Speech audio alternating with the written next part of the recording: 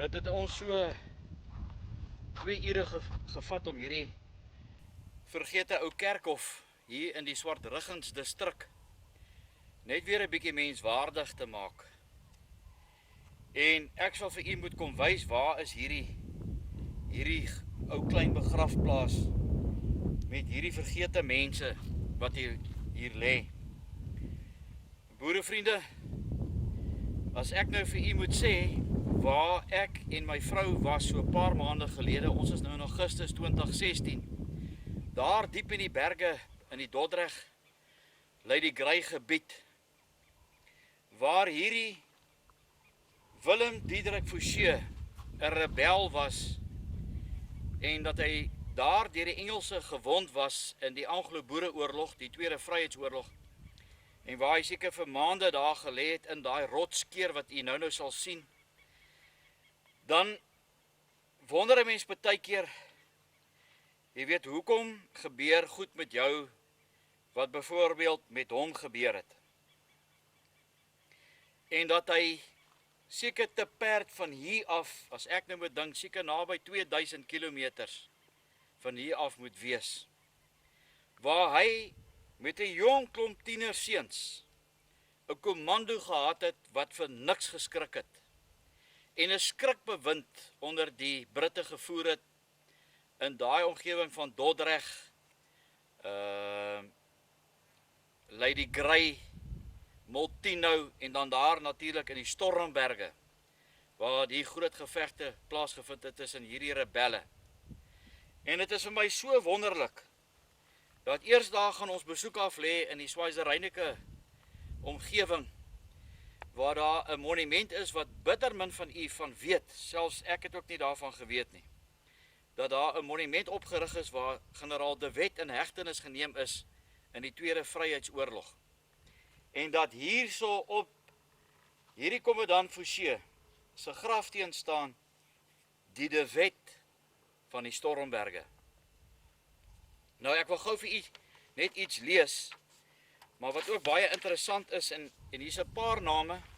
Ek het nou nog nie vir Wilhelm Rochet geontmoet nie, maar hy was deel van hierdie groepie mense wat hulde gebring het aan kommandant Fouché wat in hierdie kerkhof lê. En ek wil vir hom sê baie dankie.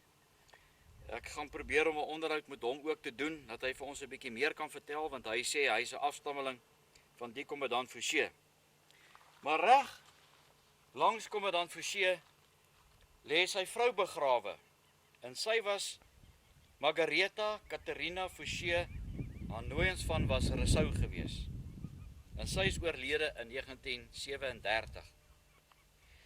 Nou, ek sal 100% seker maak van my feite, want daar was deur 'n baie betroubare vriend van my gesê, dat toe generaal Jan Smuts oorgeloop het na die Britte toe, het dit ook met kommandant Fouché gebeur, en dat hy deel geword het van Jan Smuts se regeringsmagte, en dat die dag toe hy dit gedoen het, was hy amper deur sy eie mense, wat teen die Britte geveg het, wat onwettig hierdie land van ons binne gekom het, en dat hy ook oorgeloop het na die regeringsmagte van Jan Smuts, en dat hy dan ook van sy eie mense in hegtenis gaan neem het. Maar ek sal doodseker maak van my feite.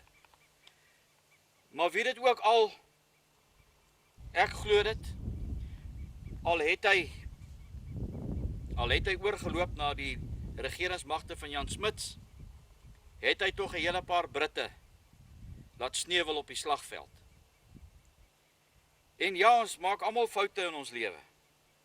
Partykeer kan so fout, soos met 'n hele paar rebelle en joiners in die Anglo-Boereoorlog, wat ook hulle lewens gekos het. Ek wil graag net vir u 'n stukkie lees. Die onthulling van die gedenksteen op die graf van kommandant Willem Diederik Fouché op Nooit Gedacht, Swartruggens, 29 November 1997.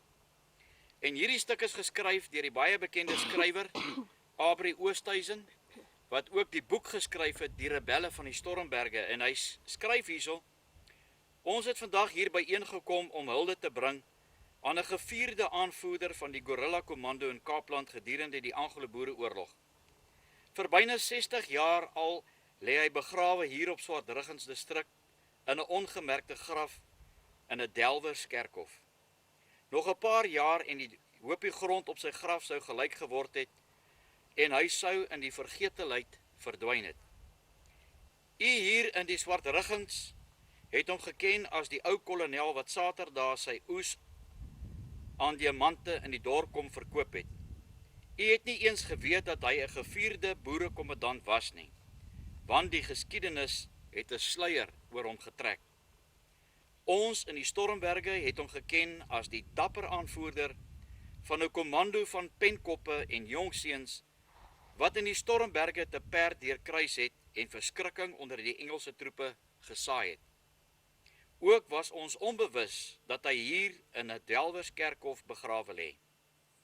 Hoe het dit dan gekom dat hierdie twee wêrelde so ver uitmekaar in myle en ook in die geskiedenis vandag weer bymekaar gebring word?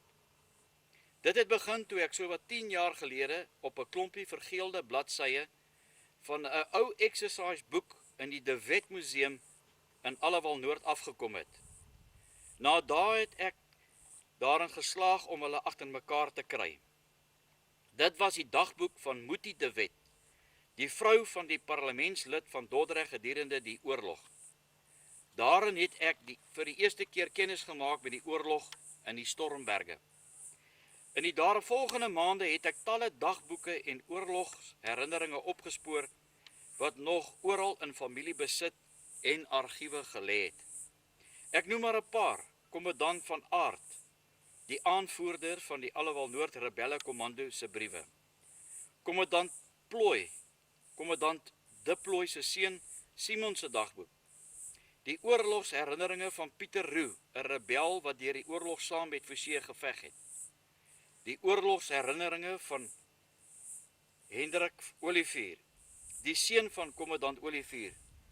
En dan was daar die boek van Boy Du Plessis, Oomblikke van Spanning, wat die hele verhaal van Forsier in die Stormberge vertel.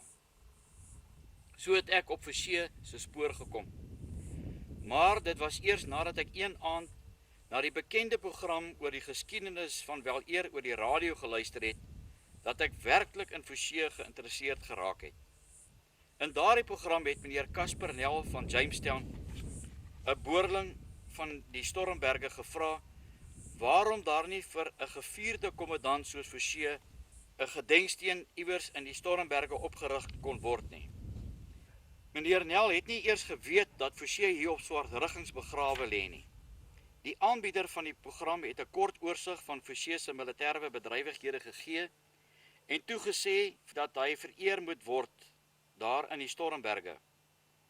Hy het Forsier toe vergelyk met manne soos De Wet, Delarey en Kemp en daarop gewys dat Forsier die geskiedenis anders as hulle beleef het en in 1914 bereid was om teen die rebelle te veg.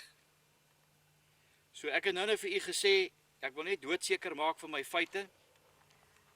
Hierdie baie beroemde Willem Diederik Forsier, hy was op die 23ste April 1874 gebore en hy is op die 12de van Junie 1939 is hy hier oorlede. So hy het saam met die rebelle daar in daai omgewing van Dordrecht en Lady Grey het hy teen die Britte geveg en ook daar in die Stormberge. Maar dit is verskriklik hartseer om dan ook weer hier te lees dat hy teen mense gaan veg het, waarby Jan Smuts wou gehad het dat hulle die Britte wat die boerevolk, die boerevrouens se kinders in hierdie konsentrasiekampe doodgemaak het, weer vir die Britte gaan veg in die Tweede Wêreldoorlog of die Eerste Wêreldoorlog. So hier is dit op swart en wit. Hierdie agterna wysheid en inspirasie van die verlede met perspektiewe van baie jare later het my hewig ontstel.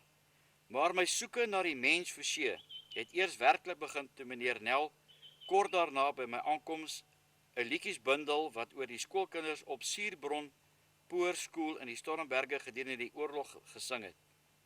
Die rympies is geskryf deur sy moeder en oom en is vir Forsier gesing as hy met sy kommando daar verby gejaag het, met Squibble op sy hakke. So, ek hoop en vertrou dat hierdie nie onvergete gaan raak nie, toe ons nou in hierdie week hierso was, is dit nogal 'n wonderlike ontdekking in hierdie boerevolk se geskiedenis, om te dink dat een van die helde, wat so baie by mense aanklank gevind het, hier in 'n eensame plaas, hier tussen die stiltes van die natuur, sy rusplek gekry het. Dis ook maar net jammer, dat sy vrou hier langsaan, wat seker ook so baie goed saam met hom deurgemaak het, maar net met klippe vereer is. Ons moet daaraan dink om miskien haar ook so te vereer. Want hulle sê agter elke groot man staan 'n vrou. En as sy net vir ons kon vertel het, nee, die dapper man van haar, wat het hy net nie alles gedoen het, en dat hulle hierso in hierdie eensame bos begroeide wêreld, die in swart riggings, tot hulle einde gekom het.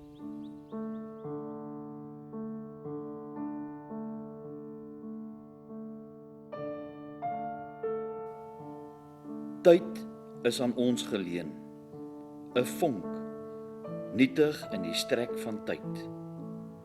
Vergeefse herinneringe, verskim in ewigheid. In die verre noordoostelike hoek van die Kaapprovinsie lê daar 'n gebied wat aan die begin van die vorige eeu in die woorde van die psalmdigter so ver en woes geleef was, dat dit vir 'n groot gedeelte van hierdie eeu onbewoon was. Selfs toe Sir Harry Smith in 1848 vir Chase as eerste magistraat na die nuutgestigte Albertesdruk in die Stormberg gestuur het Chase na sy missie verwys as "My banishment to the nether end of existence." En toe Sir George Cathcart in 1853 op sy rondreis deur die gebied 'n nag op Burgersdorp moes slaap, het hy byna in wanhoop na die omgewing verwys as 'n curious but miserable desert verwys. In die ou Landros kantoor rekords van Allewal Noord skryf hy ene W.O. Berg, "It seems to be on the border of everywhere and everything." Dit is inderdaad so, want in alle opsigte was die Stormberg gebied destyds 'n grensgebied tussen alles denkbare. Dit het gelê tussen die Karoo vlakte en berg, tussen bossie wêreld en graswêreld, tussen halfwoestyn en koel hoogland, tussen Boer en Basotho en Tembo, maar veral tussen loyale kolonialer suid van die Oranje rivier en die Republikein noord daarvan. Na die suide word die gebied van die Oos-Kaap afgesny deur die Stormbergreeks, wat 'n styl eskarp vorm met slegs enkele breuke wat toegang tot die plateaus bo-op verleen. Ooswaarts loop die Stormberge op na die formidabele Drakensberge en Witte Berge wat die gebied heeltemal afsny en van die oostelike binneland. In die noorde word die gebied bergens deur die Oranje rivier wat 'n gedigte grens tussen die kolonie en die Vrystaat gevorm het in die dae voordat Brugge gebou was. In die weste vorm die Stormbergreeks uitlopers na die noorde, waar dit aansluit by die Groot Stormberg.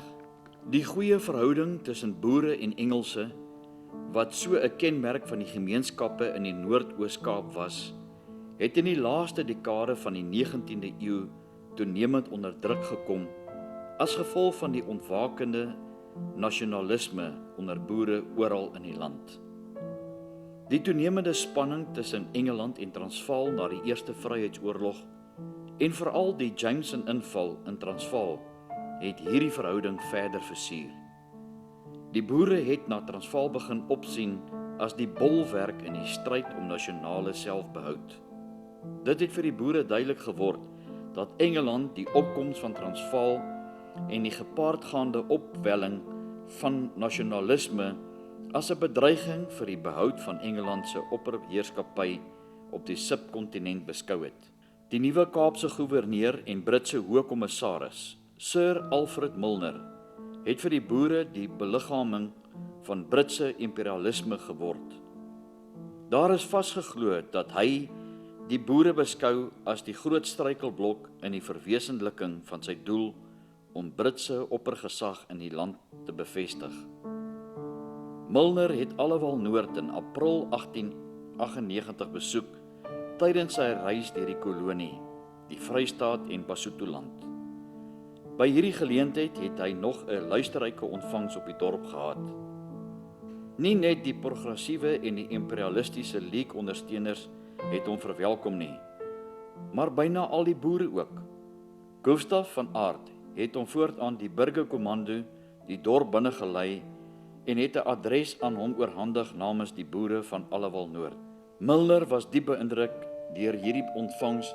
Skaars 18 maande later sou Gustaf van Aert weer vooraan sy kommando ry, hierdie keer egter op pad Stormberg toe, om die Engelse die stryd aan te sê. Wat die inwoners van Allewal Noord en Graafrenet toe nog nie geweet het nie, was dat Milner al klaar besluit het dat oorlog teen die boererepublieke die enigste wyse was waarop Britse oppergesag oor die hele land bevestig kon word. Die betuiging van lojaliteit aan Brittanje in daardie laat stadium was egter ongeveins, want van 'n republikeinse strewe was daar in die Noord-Kaap toe nog geen sprake nie.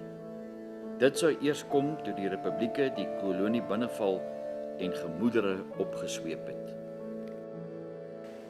Ek is Johan Vryling hier van die plaas Ararat, Clermont, Dordrecht distrik of die ou Dordrecht distrik. Vandag so dit Senko en hulle die Grey. Maar Clermont of Ararat is so tussen Dordrecht en die Grey en Jamestown. Teendeel, ons is so 55 km van al drie dorpe af. Baie mense sê in die middel van nêrens. My voorgeslagte het hier so ingetrek in 1848 en op daai stadium was dit maar wille wêreld gewees en baie van die Grylings is dood of het weggetrek, maar van die 3 broers wat ingetrek het, is daar nog een oor van elkeen van die 3 broers in die Dordrecht distrik. So hierdie is 'n familieplaas. Ja. En hoeveel geslagte is dit nou al? Ons is die 9de geslag wat hier so is. Of nie, ek sê nou ons. Dan praat ek van my kleinseun, wat nou op die plaas is, my seun wat saam met my broer se seentjie. En so dis 'n redelike lang tydperk wat ons hier so is. In die draai van die vorige eeu, hier in die Boereoorlog, was hierdie omtrent net Greyling wêreld gewees.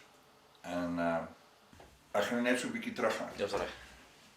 Hier in die draai van die vorige eeu, in 1900s en hier in die Boereoorlog, hier omtrent net Greylings verby. Ek gaan nou vir jou lieg as ek sê hoeveel, maar as ek sê 20 gesinne, dan is ek baie konservatief. Ek dink hier was baie meer as 20 gesinne gewees.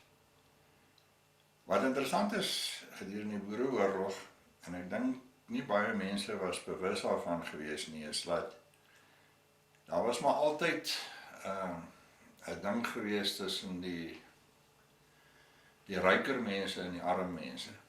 En die meeste van die rebelle het eintlik gekom met die arm mense uit. Baie van die Greylings, wat nie my voorgeslagte was nie, maar van die prominente Greylings op daai stadium wat lede was van die Volksraad in die Ou-Kaap provinsie en so aan, het saam met die Engelse gery, saam met die Home Guard gery daai tyd. Agterna toe ons van die geskrifte dit vir hulle wys het van hulle nageslagte, is natuurlik bitterlik ontken en gesê dit is 'n leuen, dit is nie so nie. Maar dit sou nie so geskrywe gewees het nie. Maar van die meer prominente rebelle van die Greylings was En ek vergeet nou wat die persoon se naam is, maar hy is begrawe in die NG Kerk se Die erf. erf. En maar hy was gevangene geneem deur die Engelse omdat hy een van die groot rebelle was. En hulle het hom in die winter in die tronk aangehou op Bulrug waar hy dubbele longontsteking gekry het en toe sy oorlede. En hy was so, ek wil amper sê, deel van die martelaars gewees. Die ander greiling was oom Jan Tor gewees. Hy was ook Jan Hendrik gewees. Hy het eintlik net daar oor kan die Klaarrivier het hy geboer. En oom Jan Tor het die bynaam gekry Jan Tor, want hy was een van die rebelle gewees wat toe die Engelse hom soek wat in die berge weggekruip het. En hulle het gepraat van die bergtorre. En dis waar hy die naam Jan Tor gekry het. Wat baie interessant is, sy agterkleinseun, of sy kleinseun het eendag hier by my gekuier en ek vertel hom toe, ek sê, jy geweet jou oupa se bynaam was Jan Tor. En hy kyk my so, hy wag die eerste, ek nou dalk 'n fout gemaak. En hy draai so om na sy seun toe, wat nou Jan Tor se agterkleinkind was. Hy sê, Boetie, hoor jy dit? Dus die ouetjie, sonder dat hulle weet van die oupa, se bynaam op skool ook Jan Tor. In elk geval, dit is nou maar 'n bietjie 'n sideline gewees. Maar die rebelle, of Jan Tor, en hy is natuurlik nie alleen gewees nie, van die ander rebelle, het in die berge gebly en die Engels het nou al gesoek, en wat hulle gedoen het, hulle het die vrouens het uitgegaan en vir hulle kos gaan uitsit. En dan het hulle met spieeltjies gelig om te wys waar hulle die kos neergesit en so aan. En dan het hulle nou in die nag afgegaan en die kos vermaal en weer teruggegaan in die berge. So hulle was baie vindingryk geweest. Ja, Wie sou nou daaraan gedink het in daai tydperk? Ja, Ja. om met spieeltjies in die son het hulle dit nou vir hulle presies gewys en hulle nou teruggeflits en so aan. Nou, die Engelse Bull Clark was die, ek weet nie wat sy rang was nie, maar seker ten minste seker nou nie kommandant in die Engelse daai tyd nie, maar hy was seker 'n major of 'n lieutenant colonel, soos wat hulle gesê het. Nou, Bull Clark was die leier van die Home Guard gewees in Dordrecht.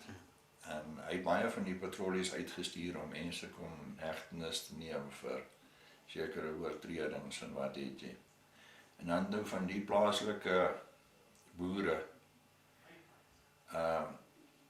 wil ek sê interessant, nogal die ryker mense op daai stadium, wat ook kruilings was, het saam met die Engelse gery en van die ouens kan men hegtenis neem. Was hulle deur hulle eie mense geklassifiseer basies as joiners? Of nie eintlik nie? Nee, kyk, dit omdat dit deel van die Kaap-provinsie was die hulle eintlik, ek weet nie eintlik hoe hulle geredeneer nie. Maar hulle was lede gewees van die destyds provinsiale rade gewees wat alles onder die Kaap-provinsie was wat deur die Engelse regeer was. So hulle was eintlik nie baie lus vir hierdie rebelle of vir hierdie boereoorlog nie, want hulle het lekker cozy jobs gehad. En hulle het seker redelik finansiëel goed daai het gedoen en so aan, en wat het jy. En so hulle het beskou hierdie boere wat nou van die Vrystaat af ingekom het om hierdie mense te werf hierso en hierdie deels te geannexeer het, as 'n halwe ongemaklikheid wat hulle nie wou gehad het nie. Terwyl die Armburg-reilings wat nou almal rebelle was en so aan, baie van hulle was 'n muur tereggestel gewees. Baie van hulle was gevangene geneem gewees, soos wat ek reeds vertel het. Baie van hulle moes vir jare wegkruip in die berge en so aan om uit te bly, want hulle was geklassifiseer as verraaiers gewees. Die rebelle nou. Die rebelle, hulle was verraaiers teenoor die Engelse provinsie waaruit hulle gekom het. Hulle was eintlik Britse citizens gewees. Omdat die Britte hier regeer het. Die Britte het hier geregeer en hulle het Britse paspoorte gehad, as ek dit so mag stel. Hulle was deel van die Britte gewees. Maar hulle het gevoel ja, Die hulle het 'n rebelle saak. agterna die woord rebel gekom. Weet, hulle het gepraat van verraaiers en dis hoekom hulle tereggestel ook was. Die ander baie prominente rebelle was so oupa Andries. En ek het oupa Andries persoonlik geken en hy het 102 jaar oud geword.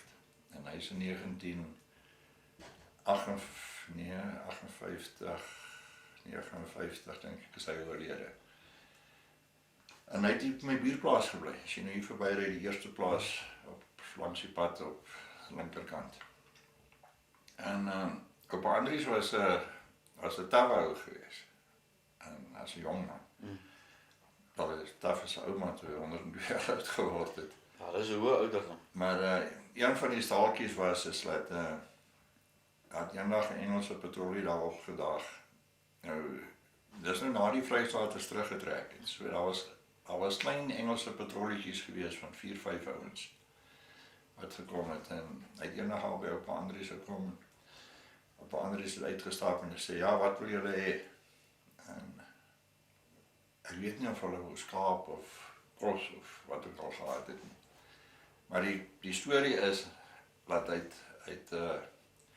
ou mense het gepraat van 'n karwats. Dit is so 'n halwe sweep wat aan 'n stok gevleg is wat hulle gebruik het om die perde en perdekarre mee aan te jaag. En hy het omgedraai en hy is gestap en sy karwats gegryp en uitgestap en daar kom toe lê hy met die karwats in tussen die Engelse patrollie. Hulle is toe al weg. Natuurlik daai perde het gehardloop dat dit vrek toe met die karwats van hulle inspring. Er was baie sulke staaltjies geweest. Die skermutselinge het ek nie baie staaltjies oor gehoor nie. Die een op Rooinek het ek min van gehoor. Wat ek wel geweet het dat die slag by Labuschagne-Nek wat jy seker nou Ons gaan nog 'n draai maak dan. Draai gemaak het en opgelees het van is dat by ons is hier weer baie lief om die aand sy te draai. Die somer dan baie suidewind. En die ou mense het vertel dat hulle kon die kanonskote van Labuschagne-Nek het die beklemmer baie duidelik gehoor. En terwyl die oorlog aan die gang was.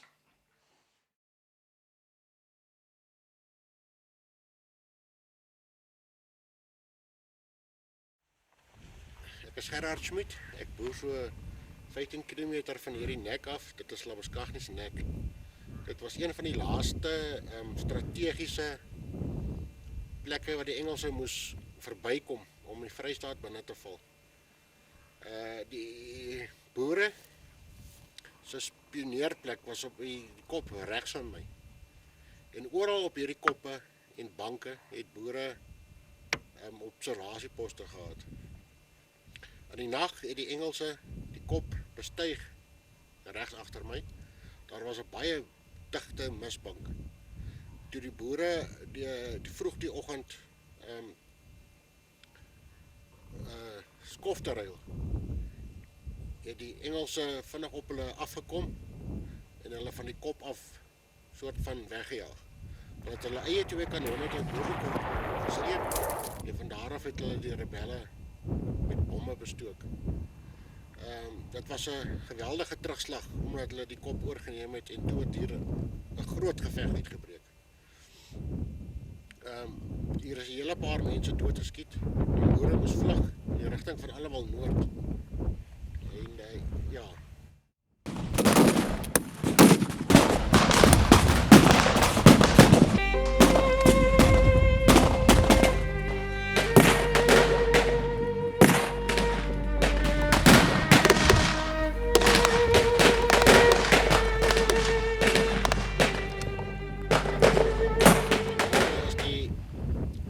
Verras deur die Engelse as gevolg van digte mis met skofruiling.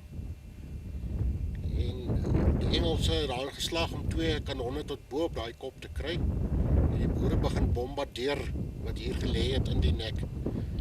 En dit was baie goeie skuts onder hulle, want een van die boere vertel dat as hy sy hoed in in die lug opgesit het op 'n stok, was daar sommer 3 of 4 gate deur sy hoed. Dit is volgens sy oorlogherinneringe wat opgeteken is in die boek van die rebellie by Stormberge. Nou, hier is 'n hele paar mense dood, maar ons sal julle gaan wys by die NG Kerk op Dordrecht waar 'n monument opgerig is vir hulle. En ons wil kyk of daar ook Engels in so te steel het. Kommandant Gideon de Wet, wat in die slag van Stormberg met 'n rebellekommando ondersteuning verleer het aan Olivier, is na die slag teruggestuur Dordrecht toe. Daar het hy weer sy pos as landdros van Dordrecht gevul, terwyl die bevel oor die rebellekommando's oorgegee is in die hande van kommandant Dani Schoeman. Onder hom was kommandant Greyling met die Lady Grey kommando en kommandant Cronje met die Barkley Oos kommando, terwyl hy self die Dordrecht kommando aangevoer het. Kommandant Gustaf van Aert met die Allewal Noord kommando het nog 'n tyd lank by Olivier op Stormberg gebly, maar is ook later as versterking Dordrecht toegestuur. In totaal was daar sowat 800 rebelle in die Dordrecht omgewing onder kommandant Dani Schoeman, sodat die verdediging van hierdie strategiese toegang tot die oostelike dele van die Stormberg gebied geheel en al in rebelle hande gelaat is. Op 23 Desember, slegs 2 weke na sy neerlaag op Stormberg, het Gatacre sy eerste aanvalle op Dordrecht begin loods. Die aanval is gedoen deur koloniale troepe onder bevel van kaptein Montmorency. Na 'n paar skermutselinge waarin die Engelse magte bygestaan is deur 'n pantsertrein, het die rebelle hulle stelling suid van Dordrecht ontruim en na Labeskagtingsnek, 'n paar kilometer noord van Dordrecht teruggeval. Landdros Gideon de Wet en parlementslid Pony de Wet moes uitwyk Lady Grey toe en op 24 Desember het die Engelse Dordrecht ingeneem. Hier staan ons by die graf van kommandant Bester, wat reggestel is op Marshall in die distrik en is hier herbegrawe. Maar die oorlosie het hy vir my grootjie ouma as present gegee, omdat sy hulle kos gegee het. So hulle was deel van die rebelle gewees. Ja, hy is 'n polisiekaptein wat gerebelleer het. Ja. Ja, is tragies as jy sien hoe lyk hierdie Dordrechtse kampkerkhof hier, nee. En is 'n wonder dat hierdie naald met hulle name nog hierso staan. Ja. Van hierdie gevegte by Dordrecht skryf Pieter Roux soos volg in sy oorlogsherinneringe. Dit word vir ons te warm, want ons word nou van voor en agter geskiet. Oom Dani Schoeman sê toe ons moet maar retireer terug Berge se kant toe. Maar 6 manne wat die beste perde het, moet agterbly om op die tommies terug te skiet.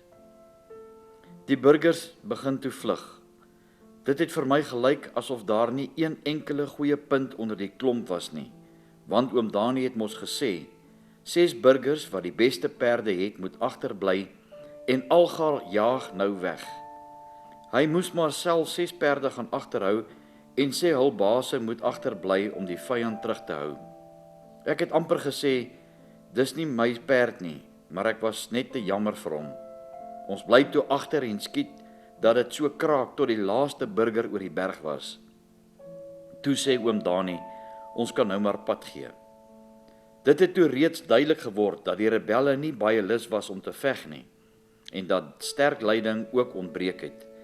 Die 64-jarige kommandant Schoeman was, soos later duideliker blyk, nie in staat om die halfhartige rebelle bymekaar te hou nie.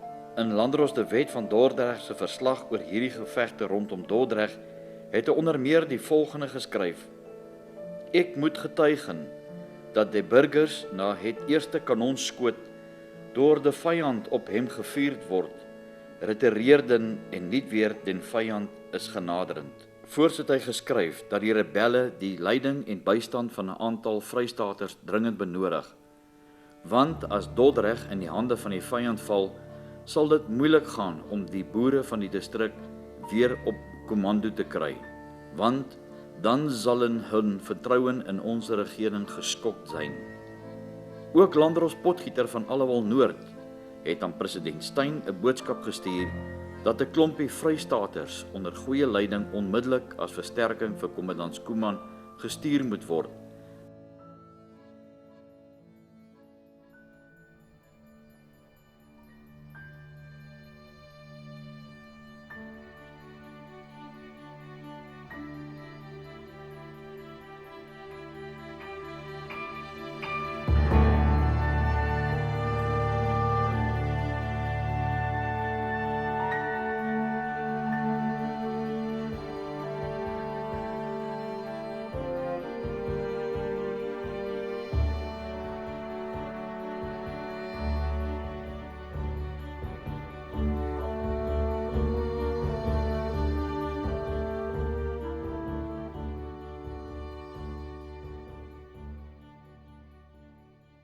Sover ek weet, die Delery van wat hier op die monument staan, was 'n neef van generaal Delery wat in die oorlog in die Dordrecht distrik gesneuwel het.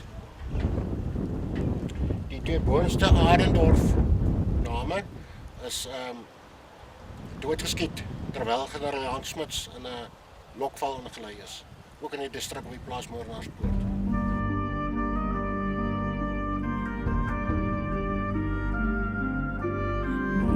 Oorleef 'n volk teen 'n oormag. Gee ons moed, gee ons hoop, gee ons wysheid, gee ons krag.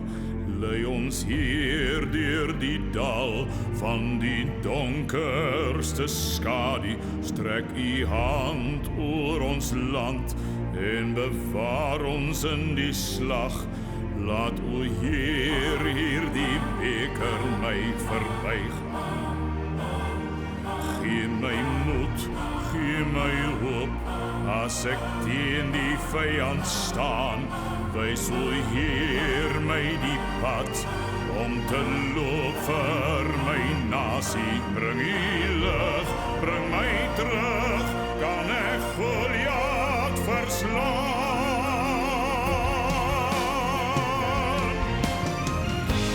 Wys my die klip vir my slinger, hoor die reus roep my naam.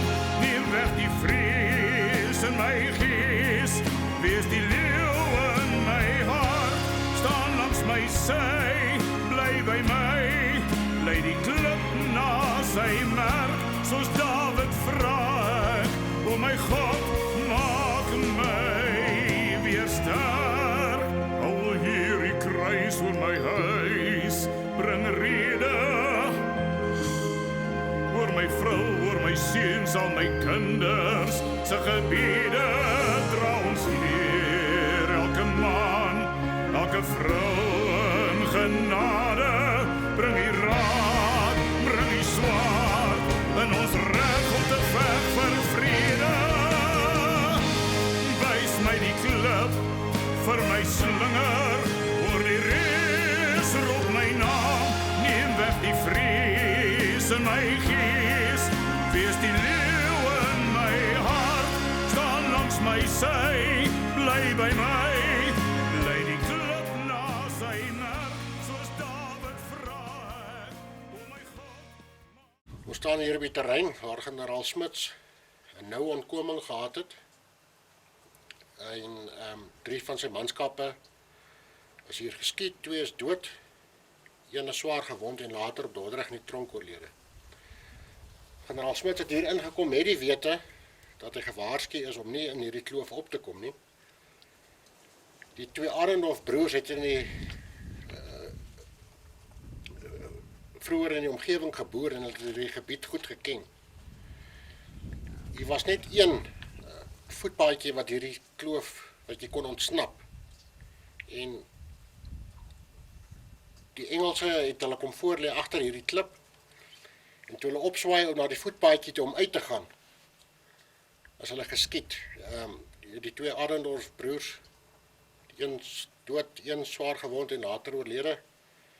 En adjudant Neetling is ook hier doodgeskiet. Smuts se buikgord van sy saal is afgeskiet. Hy het afgerol van die perd af binne in die slootjie, terwyl daar op hom geskiet is en hy het gehardloop en weggekom. En hy is terug na die Skuman familie toe onder, na hulle plaas opstal onder in die kloof.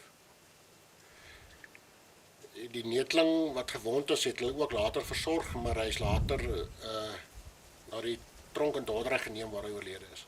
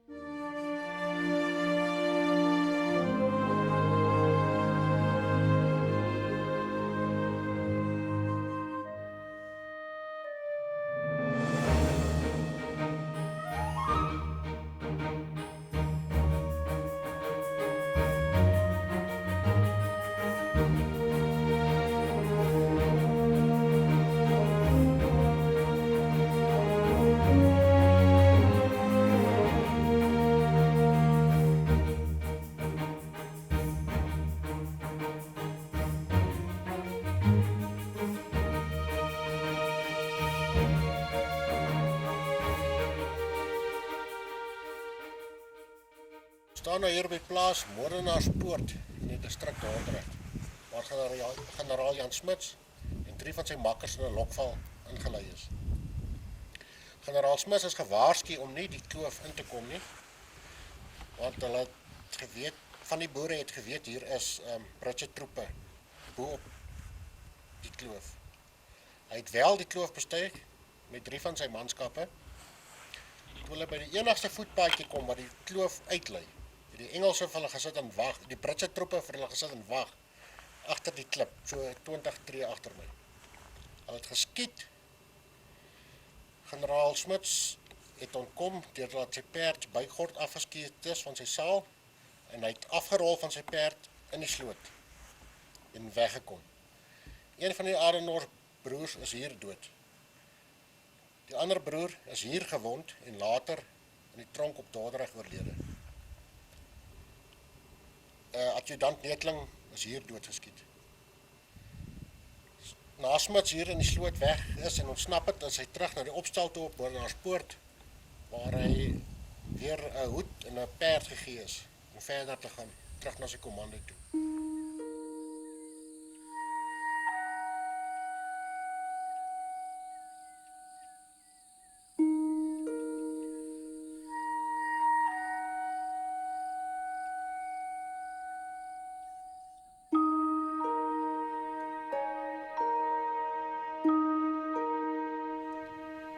Die monumentjie hier agter my is opgerig ter nagedagtes van generaal Smuts.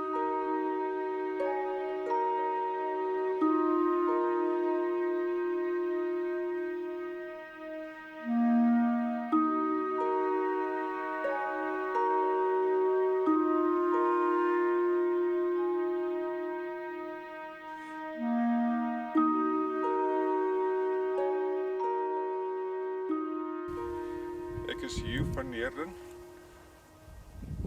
bly op die plaas Marshall. Ek is die 5de geslag hier in die omgewing.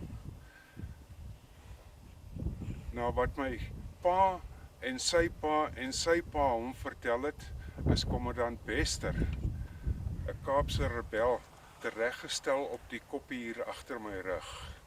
En hy's begrawe in 'n vlei net ander kant die Kakie-kamp, waar sy voete uitgesteek het, na wat die volk vir my gesê het. Maar jy sê, daar's nog baie blikkies en patrone en sulke goed wat die mense maar nog gaan optel wat die Engelse se kamp was, die Britse se kamp. By die Kakie-kamp kan mens nog blikkies optel. Ja.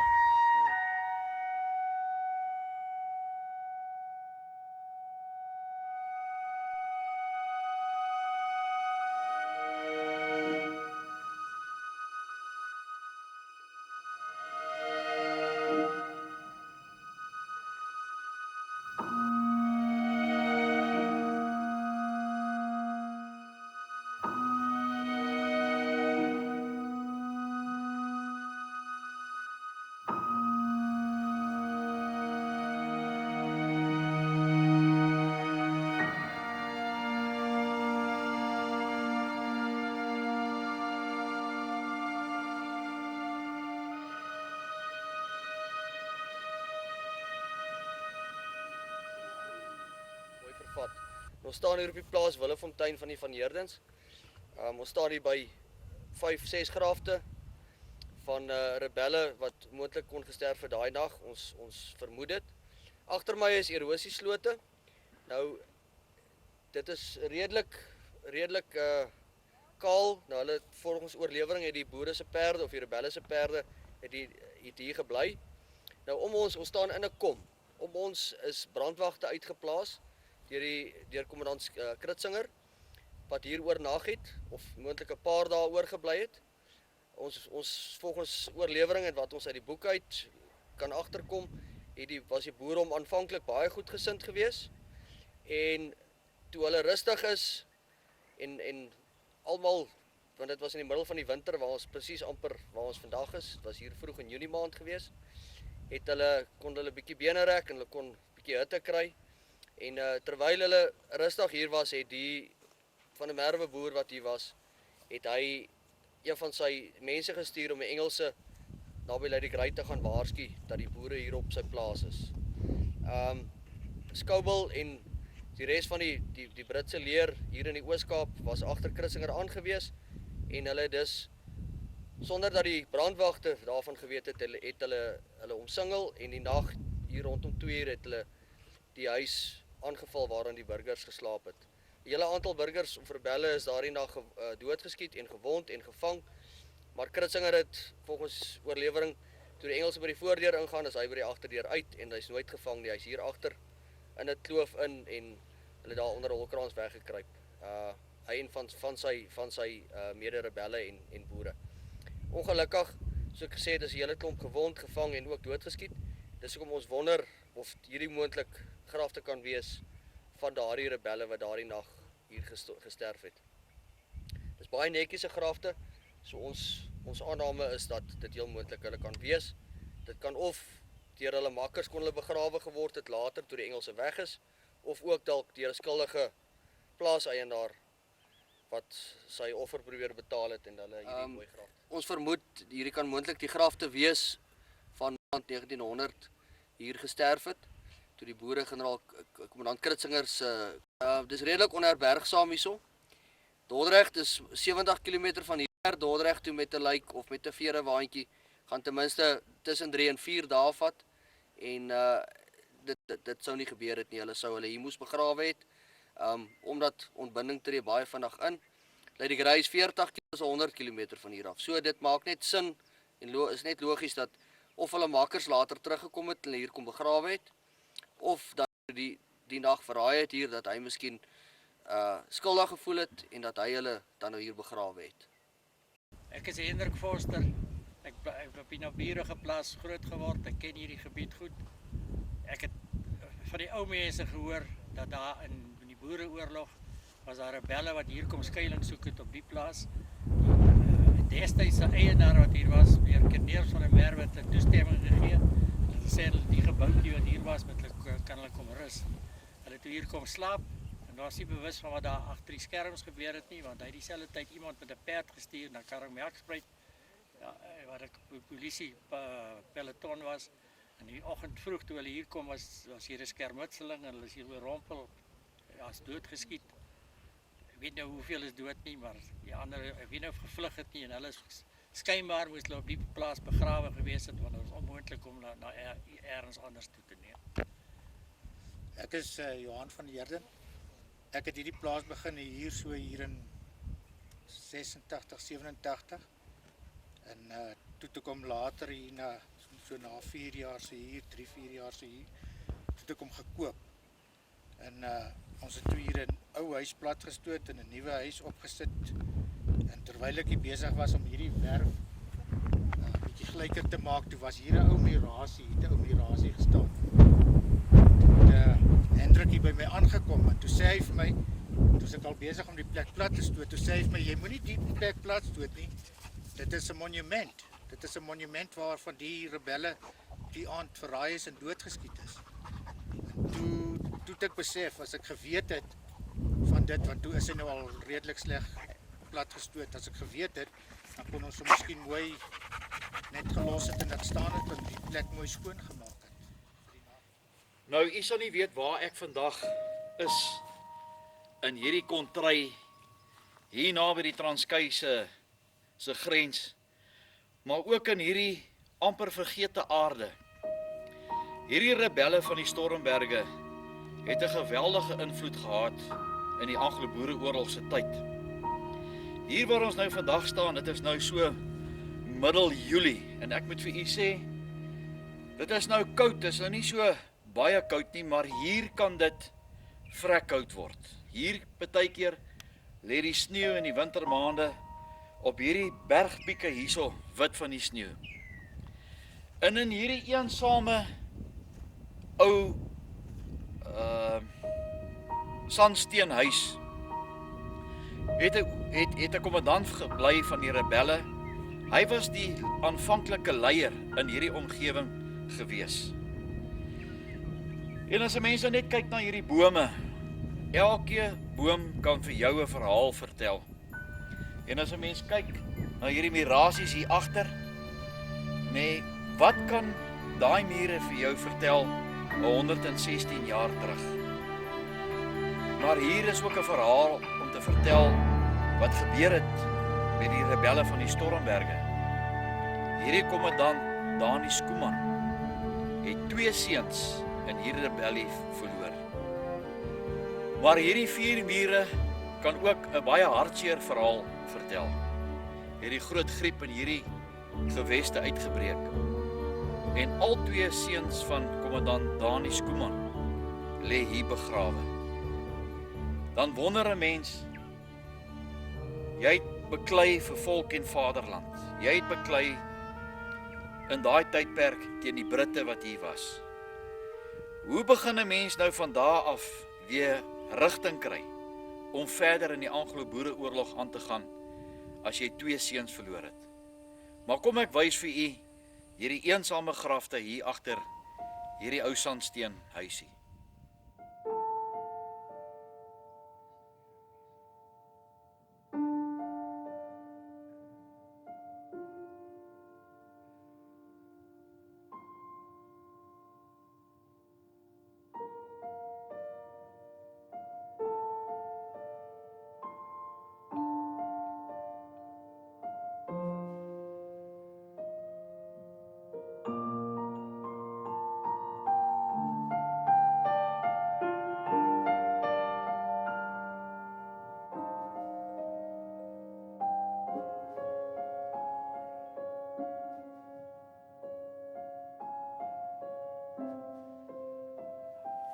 Ek is Gerard Schmid van Dordrecht. Ek boer by plaas Kleinfontein in die distrik.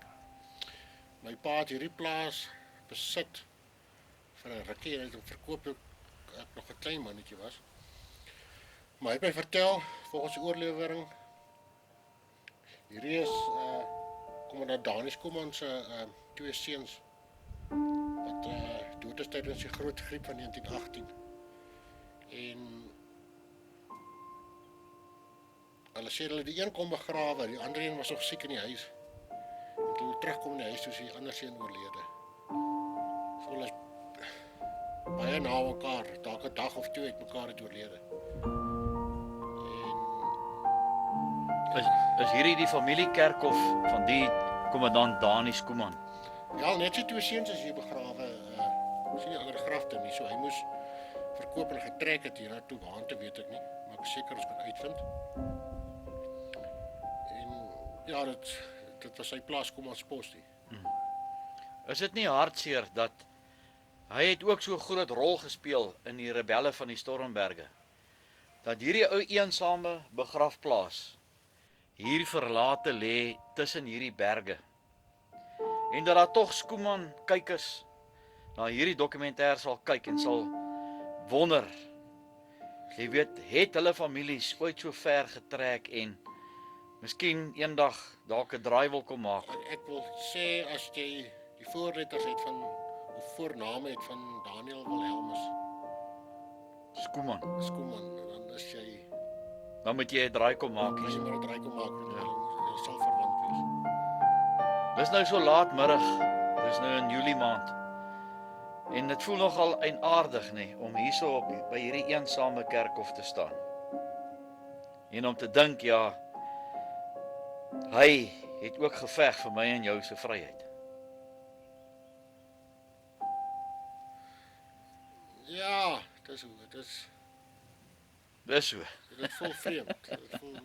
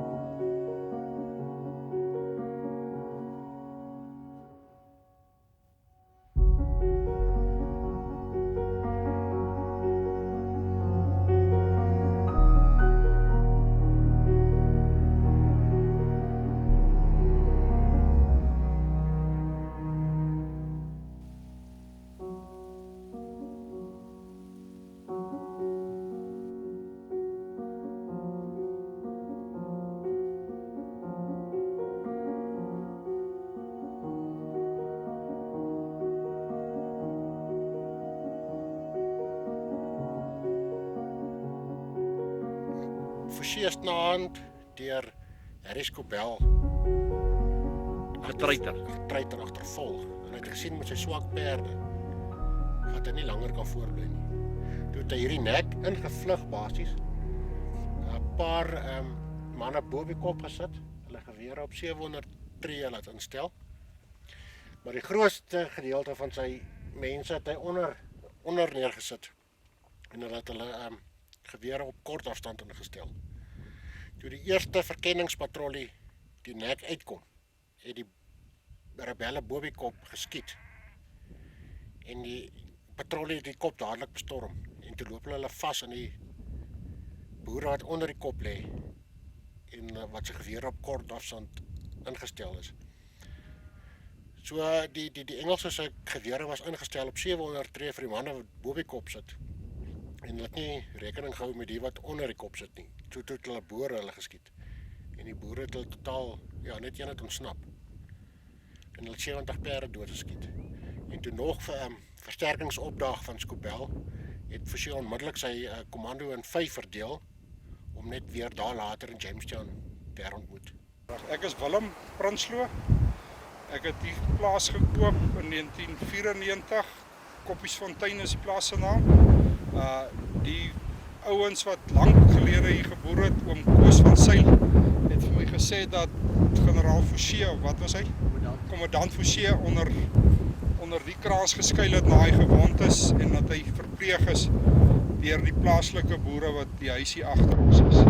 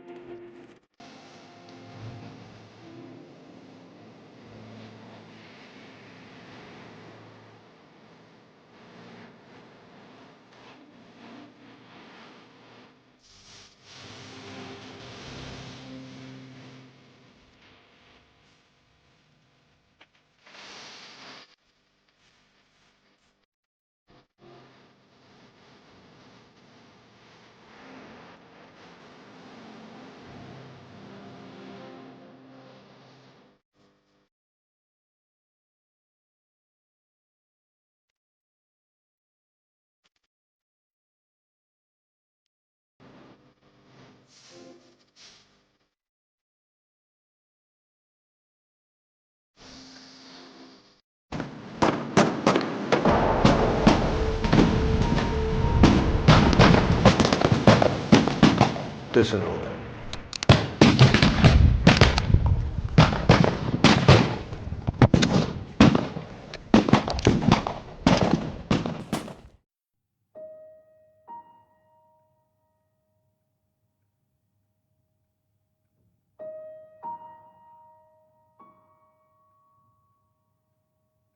Pieter Hendrik Kritzinger het die slag van Stormberg meegemaak as burger onder kommandant Olivier. Na Olivier se gevangenneming by Winburg is Kritzinger in sy plek aangestel en op 16 Desember 1900 het hy die inval in Kaapland gelei as hoofkommandant van die Vrystaatse invalmagte, net soos Olivier. Kritzinger was ook verloof aan Olivier se dogter. Terwyl Olivier se inval in die Noord-Oos-Kaap 4 maande geduur het, het Kritzinger slegs 2 weke geduur. Kritzinger se inval in die Stormberg gebied, bygestaan deur Lotter, Fouché en Van Reenen, het slegs 2 weke geduur en byna op 'n ramp uitgeloop, toe Kritzinger se laar in die nag oorrompel is. Hy het groot verliese veral aan perde gelei. Kritzinger, Lotter en Van Reenen het die Stormberge in 'n gehavende toestand verlaat en Fouché het alleen agtergebly. Vroeg in November 1899 is die Oranjerivier op 3 plekke oorgesteek. Hoofkommandant Grobler het oor die Norwelspontbrug, Koelsberg en Noupoort toegetrek.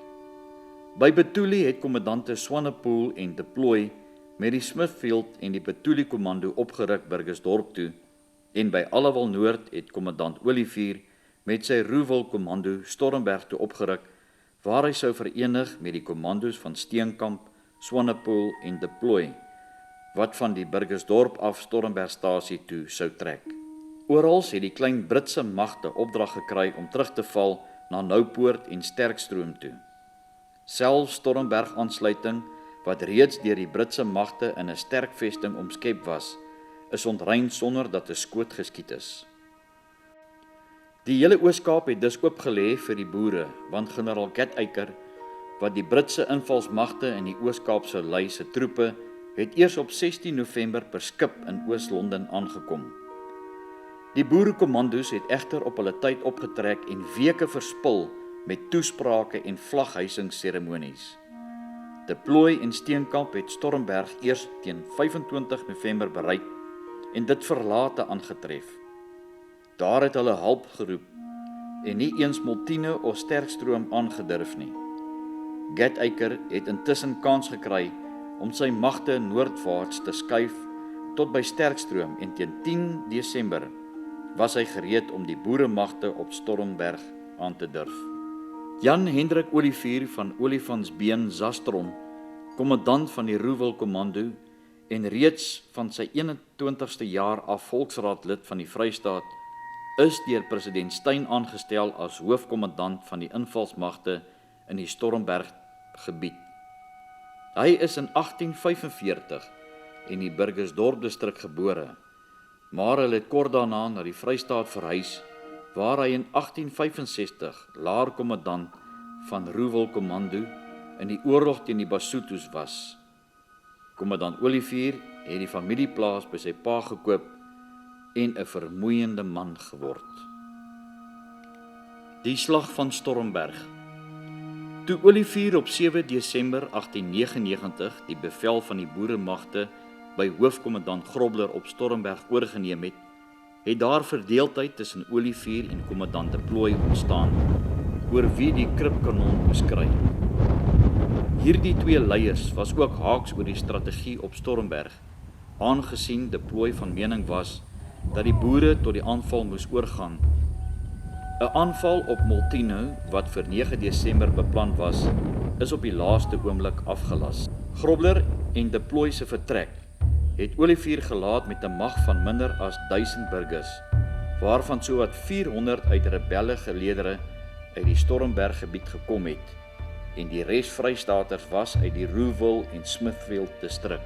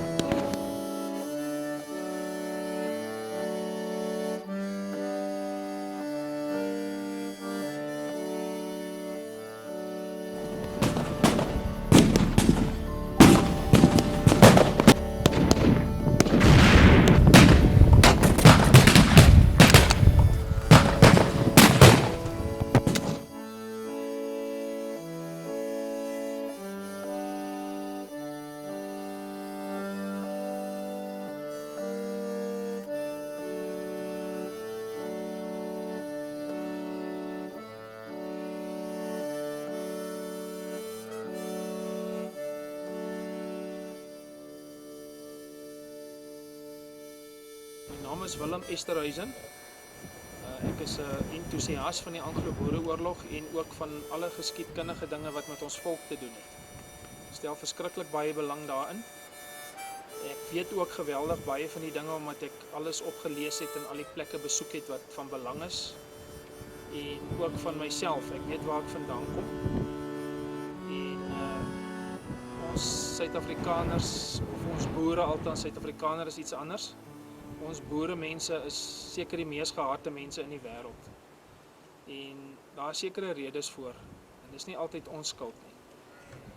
So ek het altyd probeer uitvind hoekom dit so is, maar dit is moeilik om dit te verwoord. So die Engelse in die besonder het ons met 'n passie gehad. En dis daarom dat baie dinge plaasgevind het, soos in die ou dae het ons weggetrek. Ons het altyd probeer onder hulle hiel uitkom, want hulle het vir ons geweldig moeilik gemaak. Die Engelsman wat ons nou van praat, ons praat nou van die Brit in die Anglo-Boereoorlog. Brit in die Anglo-Boereoorlog en ook die kolonialer. Hy het gedink dis deel van Engeland hier. Die Cape Dutch. Die Cape Dutch, en hy het vir ons dit verbitterlik moeilik gemaak. En hulle het dit in die Anglo-Boereoorlog vir die jong manne baie moeilik gemaak. Daar was baie inperkings en daar's baie dinge wat hulle dwars in die krop gesteek het. En dan daai mannetjies gaan veg 14, 15, 16, 17. En ons praat byvoorbeeld van kommandant Fouché. Hy het net 'n seunskomando gehad. En sy woorde was altyd kinderstorm. Dit was sy bevel aan hulle. En hulle was onverskrokke en hulle het vir niks gewyfel nie. En hy is ook 'n man wat onder swaar omstandighede groot geword het. Hy was 'n bywoner se seun sover ek dit het. Maar hy het uitgestyg bo sy omstandighede. En hy was een van die laaste ouens ook. Hy het in Kraddock het hy wapen neergelê saam met sy man. Waar staan ons nou op die oomblik, en ons wil nou net vir die kykers sê, ons is besig om hierdie dokumentêr te maak oor die rebelle van die Stormberge. Nou jy is nogal 'n redelike goeie kenner van hierdie geskiedenis. Wanneer het hierdie geveg plaasgevind en wat het nou presies gebeur hier waar ons nou staan by hierdie grafte? Hoe ver is dit van Molteno af? Tot hierso min of meer, 20 km? Dis omtrent 20 km van Molteno af. Dis omtrent 180 km van die Bondhoeke af in Dordrecht. Waar kommandant Fouché gewond was en waar hy weggekruip het, waar hy weggesteek was in 'n klipskeer na sy verwonding. Byvoorbeeld hier waar ons staan, is ons op die Stormberge. Sterkstroom lê net onderkant Molteno. En hy's 'n baie strategiese plek want daar's 2 passe. En daai passe was toegemaak. Maar weer eens die Britte wat hier geveg het. Daar was 'n bevel uitgereik dat die soldate van Pennock moes ook aangery word hiernatoe. Maar die telegrafis het nooit daai sein weggestuur nie. So hulle het nooit hier uitgekom nie. Wat eintlik onvergeeflik was. So ons staan nou hierso by vegkoppies. Ja. En wat se geveg het nou hierso plaasgevind tydens die rebelle van die Stormberge? Wel, dit was nie net rebelle nie, dit was Vrystaatse magte, maar ondersteun deur die rebelle, want die rebelle het maar aangesluit soos die Vrystaaters en die mense wat nou ingekom het, die ZR se personeel. Dan het hulle aangesluit want dit was hulle eie mense, want dit is net 'n skeidslyn gewees, die Oranje rivier was maar net 'n skeidslyn. Dit is boere hierdie kant en boere daai kant. Want baie boere het nou nie getrek met die groot trek nie, hulle het hier agter gebly. Maar hulle het nog familie gehad ander kant die Oranje rivier. So dit was nog presies dieselfde mense. So hulle het nie baie liefde vir die Britte gehad nie. So as hulle kans kry het hulle aangesluit. Nou hoe die geveg hierso in hierdie koppies verloop, want hier waar ons staan is nogal 'n redelike soos 'n vlakte. En as ek dit so kyk, ons is nou in die wintermaande. Ja. En dit is nogal vrek koud. Ja. So hoe die geveg hier verloop. Daai dag was dit vrek warm, want dit is in Desember maand, ja. Desember maand, ja. Want die Britte hulle was gelei deur 'n Kaapse polisieman in die nag en die kanonne se wiele byvoorbeeld was met weesvelle toegemaak om nie geluid te maak nie. En toe die son opkom, toe gewaar die boere hulle. Maar toe is die son reg in die kanonier se oë, toe skiet hulle te laag. Skiet hulle eie mense in die rug. Dit was eintlik 'n groot moles geweest vir hulle. En baie van die manne glo ek het geval deur hulle eie vuur. Dit is maar 'n ding wat in oorlog gebeur. Maar die boere, ek glo nie daar's van hulle enige geskiet deur die Engels nie, want ek glo nie hulle kon hulle sien nie, want die boer se taktiek omdat hy so min was, het hulle maar 'n bietjie agter klippe gelê en hulle self gekamoufleer agter bossies en goed, dat jy hom nie kan sien nie. En dit is 'n les wat die Britte hier by ons geleer het, wat hulle baie goed in die Eerste Wêreldoorlog toegepas het. Om nie in massa aan te val nie. Dit is Hoeveel Britse troepe was hierso gewees op daai dag? 3000 man op daai dag. So dis baie. Dis baie. So Ja. groot klomp is baie meer as die boere. Ek dink as die boere 600 hier was dit baie. Ja. En natuurlik nou toe die geveg nou plaasvind, het baie van daai Engelse gevlug. Of wat het toe nou gebeur? Was vaak, want hulle was met treintrokke aangery deur die nag hiernatoe. En toe moes hulle nog van Multino af 20 km te voet af lê. En hulle was gedaan en toe hulle hier onder die kraanse, toe sien hulle nie maar hulle kan nie die kraanse uitkom nie, want hulle het nou van die verkeerde rigting af aangeval. En party het sommer net aan die slaap geraak waar hulle gelê het. En toe die ander gevlug het, toe hulle skrik, toe sien hulle nie maar nou lê hulle alleen hierso. Hulle bevelvoerder is ernstig gewond, hulle weet nie wat om te doen nie. En later die dag toe het hulle maar net opgestaan as een man oorgegee. Die hele lot. Nee, 600 van hulle. En waar's hulle toe heen? Nee, hulle is toe seker na die staatsmodelskool in Pretoria toegestuur, want dis waar alle krygsgevangenes aangehou was, per trein vervoer, want die trein se spoor het geloop tot daar.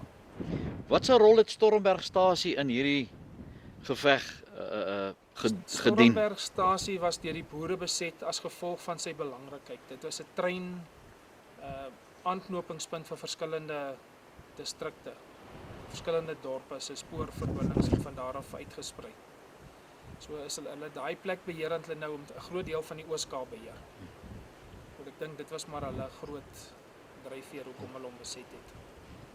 As ons nou terugkom na die rebelle en die boere wat nou uit die Oranje Vrystaat uitgekom het. Het hulle goed saamgewerk, want ek het nou verneem dat daar was maar wryding gewees. Jy weet tussen die boere van die Vrystaat en die rebelle wat nou uit hierdie provinsie uitkom, sê nou maar Dordrecht, Allewal Noord, Sterkstroom en daai gebeur. Wat was die rede gewees vir dit? Die rede is eintlik 'n diep liggende rede, want hulle was nie beskerm deur kyk as jy 'n rebel is, word jy nie beskerm nie, dan jy het nie hulp is die oorlog nou tot die einde kom nie. Dit was 'n groot probleem aan die einde van die oorlog. Want hulle is nou 'n rebel, soos jy nou sê, hulle het nou teen hulle eie regering in opstand gekom. Wat die meeste wat is verraad is doodstraf in daai tye gewees. En baie van daai manne is geskiet. Deur watter regering? Deur die Britte of deur die Unie magte? Deur die Britte. Oor die Unie het dis reg. Stand gekom. Ja. En dit was die Engelse gewees.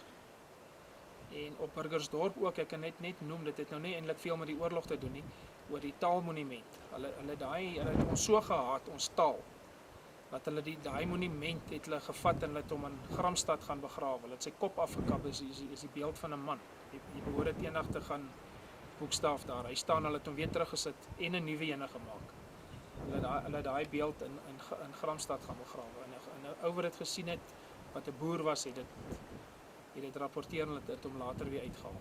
Kyk, is niks vreemd nie. As ek nou kyk na die skietmerke hier by die kerk op Dordrecht ook gedoen het by die kerk daar in Sutherland. Hulle het geen respek vir God se woord of sy geboue en sy goede gehad nie. Kyk hoe hulle met ons vrouens te kere gegaan. Ja. Dit van dit geword. Dit word nie vermeld nie. Wie was die bevelvoerder gewees wat die boere hier aangevoer het? Kommandant J.H. Olivier. Ja. Ouerige kerel. Ja. En die ou wat in bevel was van die kanonne was Sergeant Muller. En weet jy wat het van hulle geword na die oorlog beëindig is? Nee, ek weet nie, ek weet nie of ek dink Olivier het gesneuwel later. Ja. Maar ek weet nie wat van die ander manne geword het. Ja.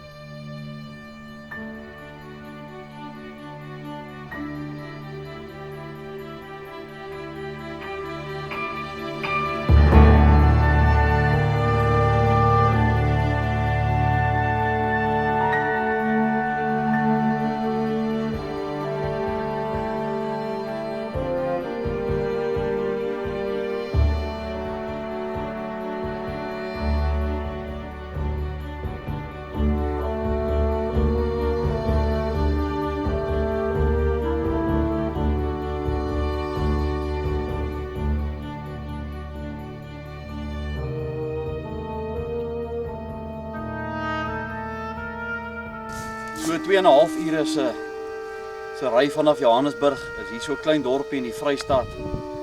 En die dorpie se naam is Petrusstein. En vroeër hierdie jaar het ek en my vrou die DVD gaan maak oor Lady Brand, daar diep in die Vrystaat naby die Lesotho grens. Maar ons het al so dikwels verby hierdie dorpie gery en iets het net eendag vir my gesê, gaan ry net in nou, soos daar by u. Ek dink kry jy mense seker die interessantste grafte partykeer in die begrafplaas. Nou hierdie is 'n begrafplaas aan die agterkant van die dorp. En wat 'n wonderlike ervaring was dit nie gewees toe ons hierso afkom op generaal Olivier se graf. Nou hy het 'n baie belangrike ding gedoen in die Anglo-Boereoorlog. Toe die Engelse hierdie vrouens en kinders gevang het en hulle in 'n helkamp gesit soos die 53 ander helkampe, was hy naby Allewal Noord gewees. En hy was daai tyd nog maar net 'n gewone kommando-ryer gewees. En hy en 'n paar van die kommandos het eendag besluit om van hierdie vrouens se kinders te gaan red uit die konsentrasiekamp in Allewal Noord. En binne in een van die museums in Allewal Noord is daar 'n foto van hom waar hy saam met 'n perdekommando staan. En ek het nooit verder toe nou enigiets gewonder wat het van hom geword nie. En groot was my verbasing gewees om hier in hierdie klein dorpie Petrusstein sy graf toe te ontdek, generaal Cornelius H. Olivier. Maar ek moet vir u sê, dit is waaroor ons erfenis gaan. As u nou sien hoe lyk hierdie grafte toegegroei, dit lyk vir my al die grafte hier se vanne is Olivier. Dan wonder ek net wat het van hierdie Olivier mense geword. Is dit hoeveel ons omgee vir ons erfenis? En ja, die mense het 'n beroep gedoen op 'n hele paar mense om te sê kom help ons hierdie Saterdag om hierdie kerkhof, hy's omtrent 'n kwart akker groot, net te kom skoonmaak. Die mense hier in Petrusstein, mense, wat 'n skande. Dis regtig nê. Dit is 'n skande dat julle kerkhof so lyk. Ek weet ja, die munisipaliteit is verantwoordelik om dit in stand te hou, maar julle weet self hoe gaan dit vandag. Hulle stel nie belang nie. En daarom doen ek 'n beroep op u. Gaan stap 'n bietjie deur die ou kerkhof daar by julle, of as daar 'n konsentrasiekamp in julle dorp is, gaan loop 'n bietjie daar deur. Gaan plant 'n blommetjie. Smeer 'n bietjie grease aan die hek. Of verf net hierdie palisade net weer vir 'n slag. Want hierdie mense in die Anglo-Boereoorlog het so baie vir ons gedoen. En is dit hoe ons hulle wil eer met plekke wat lyk soos die?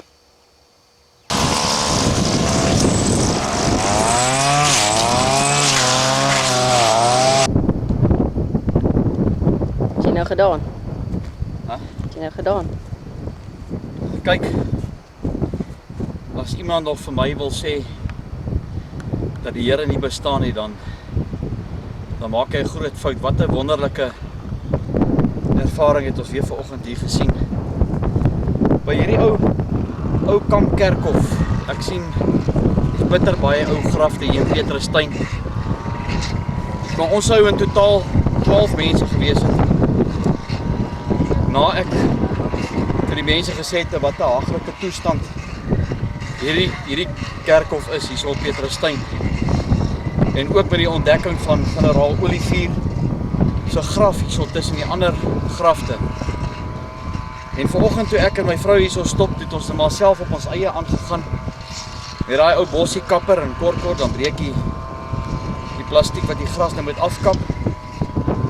En toe ek 'n breek vat om die plastiek langer te maak, toe sien ek hier kom 'n bakkie aangery. Ek gaan hierdie bakkie se besonderhede afneem. Hier stop toe 'n persoon, ek skat seker hy moet so in sy laat 50's wees. En hy vra toe vir my, ja, weet, wat maak ons hier? En ek sê toe vir hom, ja, ons gaan die plek skoon maak of probeer om skoon te maak. Hy sê vir my, hy glo dit nie. Ek sê, wel, dan moet jy dit nou maar los. Hy sê, want waar kry jy nou nog in vandag se tyd mense wat dit sal kom doen sonder vergoeding? En hy sê toe vir my, Jy gaan vir my mense stuur om te kom help, maar van Kroonstad af. Nou, Kroonstad van hier af is seker omtrent so 200 kilometers. En ek en my vrou het maar aangegaan. Ek moet nogal sê, sy lyk nogal oulik met 'n graaf. En maar so gesny en die gras afgetel en weggevat. En die volgende oomblik kry ek 'n oproep. En hierdie swart se naam is Johannes. En hier kom hulle aan uit die bloute uit. En ek gaan nou so deurloop en vir julle wys. Ek dink nie hierdie kerkhof was in seker 50 jaar laas was so skoon gewees. Ek wil vir u sê hier waar ek staan, dink ek dat hierdie 5 swartes net so moeg is. Dis omtrent 'n kwart akker wat hierdie kerkhof groot is. Maar ek glo en ek hoop en vertrou dat wie ook al hierna kyk en miskien van Pieterstein af is, wie se ouers of familie dalk hier lê, tog 'n draai sal kom maak. Dis ook daarom hartseer as 'n mens sien. Eens op 'n tyd was daar ook mense wat lief was vir die wat hierso begrawe is en alles is net besig om te vergaan. Maar wat vir my skokkend is, na ek 'n hele paar briewe geskryf het vir die Heilbron Herald, het ek gevra, mense, daai Saterdag, dis nou vandag die 9de November 2013, kom help ons asseblief. Al het jy nou net een graf gevat en hom net gaan skoonmaak, elke druppel in die emmer help, maar wat 'n skande. Ek weet nie waar gaan hierdie boervolk van ons heen nie, maar wat 'n ongelooflike skande. En ek weet, daar's mense wat hierdie briewe gelees het in die Heilbron Herald. En ja, wat kan 'n mens meer sê? Hierdie boervolk van ons het tot geloftedag verloon. Maar ek moet vir u sê, dat die Here vir ons vandag hier geseën het. Ons het nie familie wat hier lê nie. Al wat ek weet is generaal Olivier. Wat 'n wonderlike daad het hy net gerig. Hy en sy manskappe om daai vrouens daar in Allewal Noord se konsentrasiekamp te gaan probeer red uit die moordenaars van daai vrouens en kinders. En hier lê hy vergete. Hierdie grafte, soos jy self gesien het, was seker jare en jare laas, jy weet, skoon gemaak. Maar ek wil ook vir my vrou sê baie dankie. Jy weet, dis nie enige vrou wat by so iets wil betrokke raak nie, maar hier het ons weer vandag bewys, net soos met die konsentrasiekamp projek, dat ons die waarheid by ons mense moet uitkry oor wat besig is om te gebeur. En ja, so dikwels dan dink ek, ja, die swartes is die gevaar in hierdie land van ons. Maar dit wys jou net vandag, dis nie die gevaar nie. Ons eie mense is die gevaar. Want hulle kan soveel te sê op Facebook en op hierdie internet en op die media. Maar wanneer dit kom dat hulle moet kom help, jammer, ek moet sê, is 3 byneste hier in hierdie grafte.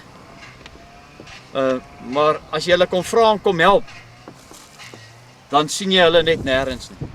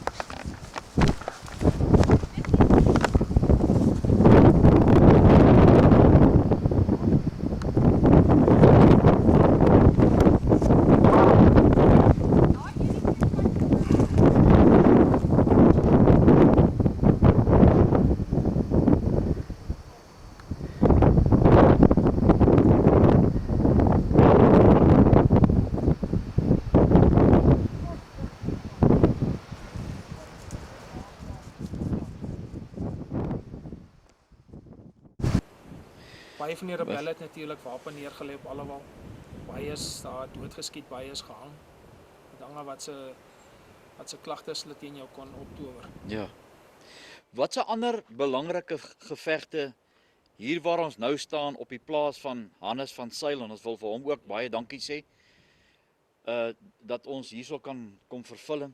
Wat se ander gevegte, belangrike gevegte het in hierdie omgewing plaasgevind? Hier nie so vreeslik nie, maar as jy na Tarkestad toe gaan, op die plaas Modderfontein. Daar het Jan Smits hulle op 17 Januarie 1901 het hulle die Kaapkolonie binnegeval. En daar is 40 lede van die 17 Lancers. En een jong boer, Lawrence Stein, het daar gesneeuw. En hy saam met die Engelse begrawe daai boer. En ons moet nog daai grafte ook gaan besoek en daar ook. Dis baie interessant. Hoe ver is Tarkestad van hier? Tarkestad is omtrent so 60-70 km van hier. O, nie ver nie. Is nie ver. O. Ja, sommer vinnig. Die 17de Lanciers was een van die, soos hulle in Engels gesê het, die crack regiments van die Britse leer. Want hulle was nog met lanse ook bewapen. Ek het een van daai lanse, lans nommer 34. Hy hang daar in my kantoor. Dis nou nie 'n algemene vraag wat ek nou vir kenners soos ouens soos jy en baie ander wat in die Anglo-Boereoorlog belangstel nie. Wat dink jy, wat was die grootste oorsaak dat die boere, ek sê nie hulle het verloor nie, maar dat hulle oorgegee het in die Anglo-Boereoorlog? Wat was die rede? Wat dink jy? Die groot rede, en ek het 'n diep studie daarvan gemaak, en want ek stel baie belang in medaljes. Ek is 'n medaljeversamelaar van formaat. Ek het van die skaarsste goed in die Suid-Afrikaanse geskiedenis is daar by my. Ek sal vir jou wys. En die groot rede kom hulle moes oorgee, was hulle het ons vrouens en kinders, hulle sou ons volk heeltemal ten gronde laat gaan het. Daar's 'n paar manne wat nie te vind was vir oorgee nie. Maar dit was, ek het baie respekvolle mening, maar ons was op die laaste. Ons kon nie meer nie. Die land was heeltemal afgebrand tot op die grond. En dit is so kaal soos wat dit hier in hierdie grafplaas is. Daar was niks om te eet nie. Dit was absoluut verskroeide aardebeleid. Hierdie geveg en dit was eintlik teenstrydig met die Geneefse konvensie. Want die Engelse hulle was ondertekenaars van die Geneefse konvensie om 'n menslike oorlog vorentoe te voer. En ons was nie ondertekenaars daarvan nie, maar ons het dit ook onderskryf en ons het dit ook toegepas. Maar hulle het vir ons absoluut, hulle het ons uitgeroei. Daar was nie 'n ander manier daar. En hulle kon ons nie man teen man wen nie. Alhoewel hulle het gewoonlik so 450.000 man in die veld gestoot, waarvan ons nooit meer as 21.000 was nie. Ja. Op die meeste. Hierdie geveg wat nou hier plaasgevind het, hier by Vegkoppies, was dit een van die beter gevegte wat die boere en die rebelle, omdat hulle saam geveg het, dat hulle basies 'n groter oorwinning hier behaal het? Of was dit nou maar, jy weet, net een van daai boeregevegte wat aangeteken is in ons geskiedenis oor wat hier plaasgevind het? Ja, die geveg self was, ek dink, is 'n baie goeie geveg gewees. Dit kon baie anders verloop het. Dit kon vir ons baie sleg afgeloop het, maar dit het nie.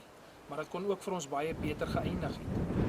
As ons meer jonger leiers gehad het, soos later in die oorlog tevoorskyn getree het, soos Louis Botha en daai manne. Want ons ou mense was nog, hulle was gebonde aan die Bybel. Hulle het gesê as die Here vir jou die pinkie gee, dan kan jy nie die hele hand gryp nie. Hulle het nie 'n vyand byvoorbeeld as hy op loop gaan om agterna gesit en gevange geneem nie. En hulle het dit nie geglo nie. Hulle het gesê nee, dis onchristelik. Wat in my opsig heeltemal 'n fout was. Dit is nie soos dit bedoel word nie. Ja, hulle het baie gewondes, het hulle gaan help. Ja, soos dominee Jan Leon Cachet van die seminar van die Nederduitse Gereformeerde Kerk op Burgersdorp, wat nie ver van hier af is nie. Burgersdorp lê omtrent so 60 km van hier af. Hulle het gekom en al hierdie Engelse bymekaar gemaak. En hy het persoonlik in die nag op die trein geklim na president Steyn toe in Bloemfontein om geld te gaan smeek daar om vir die soldate wat gewond was mediese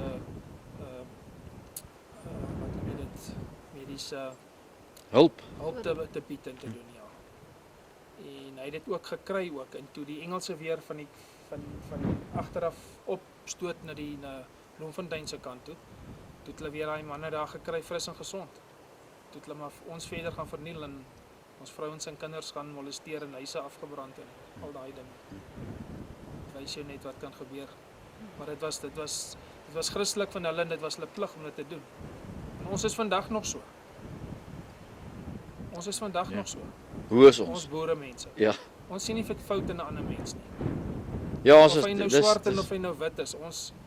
Ons word veroordeel vir allerlei dinge, maar ons het nog almal gehelp en dis daarom waar hierdie land gekom het waar hy was. Ons het hom opgebou. ja, en is tragies wat nou vandag aangaan in die land. Tragies, is absoluut tragies. Alles is vervalle. Ons het nou hierdie stasie gaan kyk hierso. Kyk hoe dit afgebreek daar. Daar's niks. Ja, Stormbergstasie. Dis 'n Ja. tragedie. Dis absoluut 'n tragedie. Stormbergstasie wat eintlik 'n nasionale museum moes gewees het. Hy's afgebreek. Daar's niks. As dit nie vir belangstellende persone is wat iets doen nie, dan sal daar niks oorgebly. Dink jy ons boerevolk het 'n probleem om soos ek en jy en my vrou en baie ander mense weer 'n bietjie te belang stel in hulle geskiedenis en plekke, vergete plekke soos die, al is dit nou Engelse, die boere het hier geveg op die ou einde van die dag. Dis waar. Nee, ons mense het 'n probleem. Ons weet nie waar ons vandaan kom nie. Baie van ons, die meeste van ons. Ons is hierso. Ons het lekker groot geword. Ek het swaar groot geword en daarom waardeer ek wat ek het vandag en alles wat ek het ek voor self gewerk. Ek het niks by die regering gekry nie of by enigiemand nie. Ek het wat ek het en ek het vir myself baie goedjies en ek het altyd gespaar en vir my opgetrek. As ek jou vertel wat ek mee begin het in die polisie sal jy skrik. Maar ons mense, ons jong mense, ek weet nie, hulle stel nie vandag belang in die geskiedenis. Hulle weet nie waar hulle vandaan kom nie. En as jy nie weet waar jy vandaan kom nie, weet jy ook nie waar jy heen gaan nie. Is dit nie waar nie? Is dit ons ouers se plig om hierdie Ons ouers se plig. wonderlike erfenis Absoluut. by ons kinders weet uit te wonderlike erfenis hierso. En as ons dit nie gaan bewaar nie en skerp hê, dan gaan daar niks van kom nie. Dan gaan hulle glad nie belangstel nie. Maar ek kom agter daar is veral waar die mense, ek kry baie navraag van mense wat wil weet waar hulle vandaan kom. Hulle het nie 'n idee waar hulle vandaan kom nie. Hulle is maar net hier, hulle dink hulle was maar altyd hier gewees, wat nie die geval is nie. Nee, goed Willem. Meeste van ons mense wat hiernatoe gekom het is bannelinge. Party het vir geloof soos my mense wat hier genote was. My mense het nou nie saam met die genote gekom, dit net so 'n bietjie na die genote gekom. Ons was ook Franse gewees en almal het maar 'n probleem gehad dat hulle nie elders kon regkom nie. Hulle was daar verdrukking gedoen, minderhede. Soos ons maar vandag is ons nog steeds 'n minderheid as gevolg ook van die Engelse wat ons uitgeroei het, 38,000 van ons vrouens en kinders. Waar ons nie vandag gestaan het nie. Ja. Vandag het ons nie 'n stem nie. Ja, dit is Ons so. is bedelaars in ons eie land. Bitter min mense weet dit en hulle wil dit glo. Ja. Ja. Maak 'n bietjie sommetjies met daai 38,000 en kyk waar ons vandag sou gestaan het. Willem, baie dankie. Dit was 'n voorreg om hierdie stukkie geskiedenis wat jy ons het nou wel gesoek, maar Ja, ons het hom gekry. ons het dit daarom gekry. Dis belangrik. Dankie Willem. Groot plesier.